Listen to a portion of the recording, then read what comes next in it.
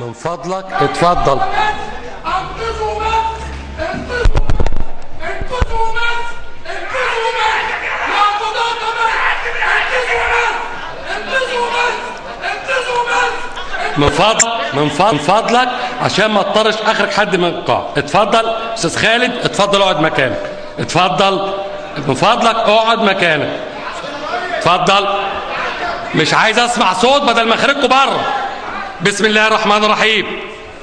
بعد الاطلاع على الاوراق والماده 381 من قانون الاجراءات الجنائيه، قررت المحكمه وباجماع اراء اعضائها باحاله اوراق كل من السيد محمد رفعت مسعد الدنف وشهرته السيد الدنف،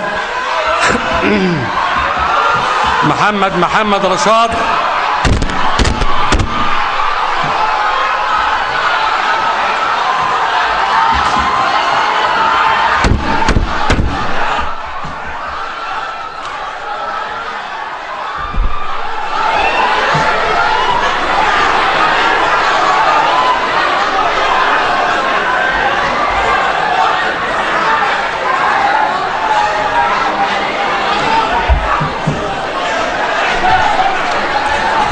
محمد رشاد محمد علي قوطة وشهرته قوطة الشيطان، السيد مصطفى وشهرته مناديله، السيد محمود خلف أبو زيد وشهرته السيد حسيبة، محمد عادل محمد شحاتة وشهرته محمد حمص، أحمد فتحي أحمد علي مزروع وشهرته المؤة، هشام البدر محمد محي الدين وشهرته هشام الفلسطيني، محمود أحمد البغدادي وشهرته المندو، فؤاد أحمد التابع محمد وشهرته فؤاد فوكس، محمد شعبان محمد حسنين، ناصر سمير أحمد عبد الموجود، حسن محمد حسن المجدي، محمد حسين محمود علي عطية، أحمد رضا أحمد محمد عبد الرحمن النجدي، طارق عبد الله عصران علي وشهرته طارق عصران،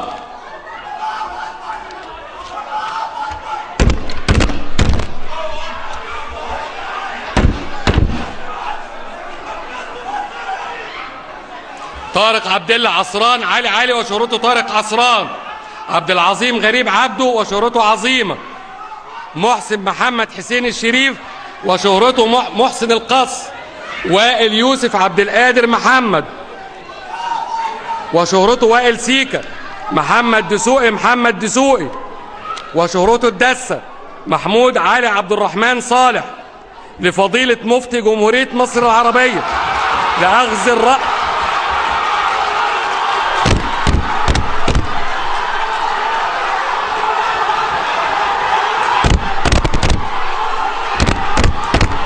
من فضلكم.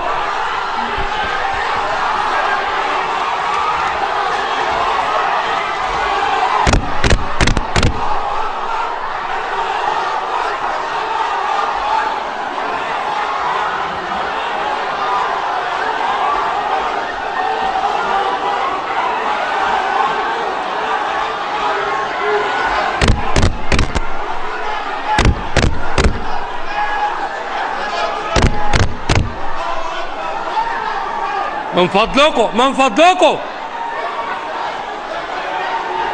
لفضيلة مفتي جمهورية مصر العربية لأخذ الرأي الشرعي، وحددت جلسة 9/3/2013 للنطق بالحكم لجميع المتهمين مع استمرار حبس المتهمين المحبوسين واستمرار العمل بقرار حظر النشر الصادر بجلسة 12/12/2012 وتكليف النيابة العامة في شخص ممثلها الحاضر بالجلسة تحريك الدعوة الجنائية قبل كل من خالف قرار حظر النشر أيا كان موقعه.